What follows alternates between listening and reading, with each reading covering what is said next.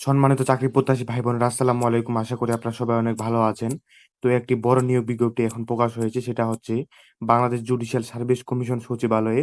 এখানে মোট ৮টি পদে ৯৬৮ জন নিয়োগ দিবে। তো এই নিয়োগে আপনার শিক্ষা ও যোগ্যতা এবং অভিজ্ঞতা কি কি থাকতে হবে তা এই সম্পূর্ণ ভিডিওতে আলোচনা করা হবে, এবং ভিডিও শেষে বলে দেওয়া হবে এখানে আপনি আবেদন করবেন কিভাবে, আবেদন ফি কত টাকা কাটবে এবং আপনি চূড়ান্তভাবে কিভাবে সিলেক্ট হবেন এ টু জেড। তো চলুন আর বেশি কথা না বাড়িয়ে ভিডিওটি শুরু করা যাক। তো আমরা এখানে দেখতে পাচ্ছি যে বাংলাদেশ জুডিশিয়াল সার্ভিস কমিশন সচিবালয়, যেটি শাখা হচ্ছে ঢাকা।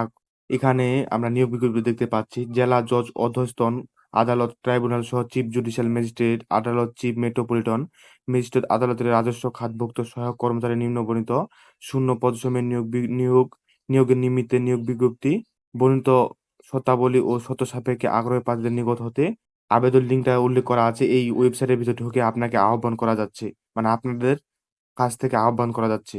তো এখানে অবশ্যই আপনাকে বাংলাদেশে স্থায়ী নাগরিক হতে হবে, তাহলে এখানে আবেদন করতে পারবেন। তো এখানে আমরা ১ নাম্বারে যেটা দেখতে পাচ্ছি শাটার লিপিকার, যে চাকরি দেওয়া হবে ১৩ গ্রেডে এবং বেতন স্কেল এখানে রাখা হয়েছে ১১,০০০ থেকে ২৬,৯৯৫ টাকা। যেটি জেলা জজ অধস্তন আদালত ট্রাইব্যুনাল দিবে। এখানে নিয়োগ দিবে ৬২ জন, এবং এখানে আপনার যোগ্যতা এবং অভিজ্ঞতা থাকতে হবে কোনো স্বীকৃত বোর্ড হতে অনন্য দ্বিতীয় বিভাগ বা সমান জিপিএতে উচ্চ মাধ্যমিক সার্ভিস সমন্বয় উত্তীর্ণ। এছাড়াও কম্পিউটার ব্যবহারে দক্ষতা থাকতে হবে। তো এরপরে আমরা ২ নাম্বারে দেখতে পাচ্ছি যেটা, সেটা হচ্ছে স্টেনোগ্রাফার, যেটি চাকরি দেওয়া হবে ১৩ গ্রেডে। বেতন স্কেল সেম উপরটার মতো রাখা হয়েছে, এবং এখানে চিফ জুডিশিয়াল ম্যাজিস্ট্রেট আদালত, চিফ মেট্রোপলিটন আদালতে নিয়োগ দেবে। তো এখানে নিয়োগ দেবে ২০ জন, উপরে ৬২ আর এখানে হচ্ছে ২০ জন।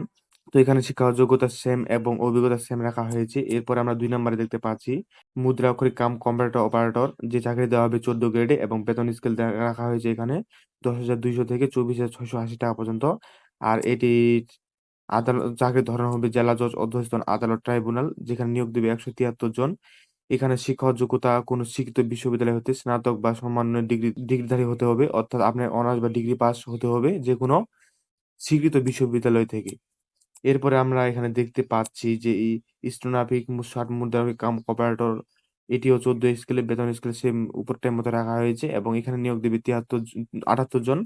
শিক্ষা ও যোগ্যতা সেম উপরের মতো রাখা হয়েছে। ৩ নাম্বারে আমরা দেখতে পাচ্ছি ব্রেঞ্চ সহকারী, যে চাকরিটি দেওয়া হবে ১৫ গ্রেডে এবং বেতন স্কেল এখানে রাখা হয়েছে ৯,৭০০ থেকে ২৩,৪৯০ টাকা পর্যন্ত।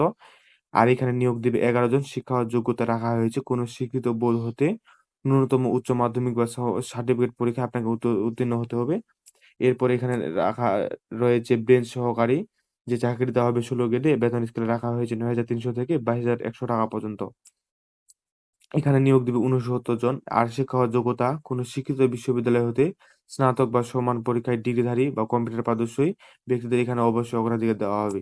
তো এরপরে আমরা ৪ নাম্বারে দেখতে পাচ্ছি অফিস সহকারী কাম মুদ্রাক্ষরিক, যে চাকরি দেওয়া হবে ১৬ গ্রেডে এবং বেতন স্কেল এখানে রাখা হয়েছে ৯,৩০০ থেকে ২২,২১০ টাকা পর্যন্ত।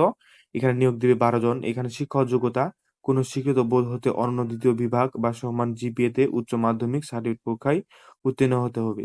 তো এরপরে আমরা ৫ নাম্বার এখানে দেখতে পাচ্ছি যে গাড়ি চালক, যে চাকরি দেওয়া হবে ১৬ গ্রেডে, বেতন স্কেলও রাখা হয়েছে এখানে ৯,৩০০ থেকে ২২,৪৯০ টাকা পর্যন্ত, এবং এখানে নিয়োগ দিবে গাড়ি চালকে ১২ জন। এখানে কোনো স্বীকৃত বোর্ড হতে জুনিয়র স্কুল সার্ভিস পরীক্ষা বা সমান পরীক্ষায় উত্তীর্ণ হতে হবে, এবং হালকা গাড়ি চালানোর বৈধ অভিজ্ঞতা এবং ড্রাইভিং লাইসেন্সধারী থাকতে হবে। অভিজ্ঞতা সম্পন্ন গ্রাহকদের ওইখানে অবশ্যই অগ্রাধিকার দেওয়া হবে। এখানে গাড়ি চালক ২ পদে মোট ২০ জন নিয়োগ দেওয়া হবে। তো এরপরে আমরা ৬ নাম্বারে দেখতে পাচ্ছি জারি কারক, যে চাকরি দেওয়া হবে ১৯ গ্রেডে এবং বেতন স্কেল রাখা হয়েছে এখানে ৮,৫০০ থেকে ২০,৫৭০ টাকা পর্যন্ত। এখানে নিয়োগ দিবে ১৩০ জন। এখানে শিক্ষা ও যোগ্যতা রাখা হয়েছে শুধু কোন স্বীকৃত বোর্ড হতে মাধ্যমিক স্কুল সার্টিফিকেট পরীক্ষায় উহার সমান পরীক্ষায় উত্তীর্ণ হতে হবে, অর্থাৎ মেট্রিক পাস হলেও এই চাকরিতে আপনি আবেদন করতে পারবেন। এরপরে ৭ নাম্বার রয়েছে অফিস সহায়ক, যে চাকরি দেওয়া হবে ২০ গ্রেডে এবং বেতন স্কেল এখানে রাখা হয়েছে ৮,২৫০ থেকে ২০,০১০ টাকা পর্যন্ত। এখানে সর্বোচ্চ নিয়োগ দেবে ২৯৯ জন। এখানে কোনো স্বীকৃত বোর্ড হতে মাধ্যমিক স্কুল সার্টিফিকেট পরীক্ষায় উত্তীর্ণ হতে হবে, এবং এখানে ৮ নাম্বারে আমরা দেখতে পাচ্ছি নিরাপত্তা প্রহরী, যে চাকরি দেওয়া হবে ২০ গ্রেডে এবং বেতন স্কেল এখানে রাখা হয়েছে ৮,২৫০ থেকে ২০,০১০ টাকা পর্যন্ত। এখানে ২৬ জন নিয়োগ দেবে। এখানে ৮ম শ্রেণী পাশে আপনাকে উত্তীর্ণ হতে হবে। এরপর নিরাপত্তা প্রহরী, সেটাতেও এখানে ৬৮ জন নিয়োগ দেবে। শিক্ষা ও যোগ্যতা একই রাখা হয়েছে। তবে এখানে বিশেষ দ্রষ্টব্য দিয়ে ১, ২, ৩, ৪ বা ৮ নং ক্রমিক উল্লেখিত পদসমূহের বিপরীতে জেলা জজ অধ্যক্ষ ট্রাইব্যুনাল সহ আবেদনের ক্ষেত্রে ডিজে এবং চিফ জুডিশিয়াল ম্যাজিস্ট্রেট আদালত ফি চিফ মেট্রোপলিটন আদালতের ক্ষেত্রে সিএমজে এমসিসিএম ক্লিক করতে হবে, মানে আবেদন যখন করতে যাবেন। তো এখানে এখন আমরা 12 নাম্বার দেখতে পাচ্ছি, অনলাইনে কিভাবে এখানে আবেদন করবেন সেটা এখানে উল্লেখ করা আছে। তো অনলাইন আবেদন পূরণ সংক্রান্ত নিয়মাবলী এখানে এই যে ওয়েবসাইটের লিঙ্ক, আর উপরে যে ওয়েবসাইটের লিঙ্ক দেখে দিয়েছিলাম আপনাদের, সেটা আর এটা ওয়েবসাইট একই।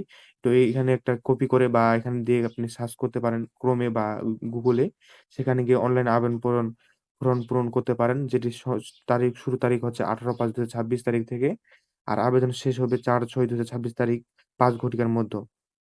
এবং আবেদন করার পরবর্তী সময়ে 72 ঘন্টার মধ্যে আপনি এসএমএস এর মাধ্যমে ফি জমা দিতে পারবেন। এবং অনলাইনে আবেদনপত্রে পূরণকৃত তথ্যই যেহেতু পরবর্তী সকল কার্যক্রমে ব্যবহৃত হবে, সেহেতু অনলাইন আবেদনপত্রে সাবমিট করার পূর্বে পূরণকৃত সকল তথ্য সঠিকভাবে যাচাই করতে হবে এবং শতভাগ নিশ্চিত করতে হবে। তো এখানে আপনাদের বলা হয়েছে যে এই অনলাইনে যে কাগজগুলো আপনি এখানে জমা দিবেন, সেগুলাই কিন্তু পরবর্তীতে আপনার চাকরি যদি পেয়ে থাকেন তাহলে সেগুলাই ওই জন্য বলা হয়েছে যে সঠিক কাগজপত্রগুলো এখানে ব্যবহার করতে। তো এরপরে আমরা দেখতে পাচ্ছি যে প্রার্থীর অনলাইন আবেদনকৃত পূরণকৃত আবেদনপত্রের প্রিন্ট সংক্রান্ত যে কোনো প্রয়োজন সহায়ক হিসেবে সংরক্ষণ করতে পারবেন এবং মৌখিক সহায়ের সময় এক কপি জমা দেবেন। তো এটার মধ্যে যদি আপনি আবেদন করতে বা এখানে কিভাবে কি করবেন সেটা যদি বুঝতে না পারেন আরো বিস্তারিত, তাহলে অবশ্যই আমাদের ভিডিওতে কমেন্ট করবেন, সেখান থেকে আপনাদের উত্তর দেওয়ার চেষ্টা করবো ইনশাল্লাহ।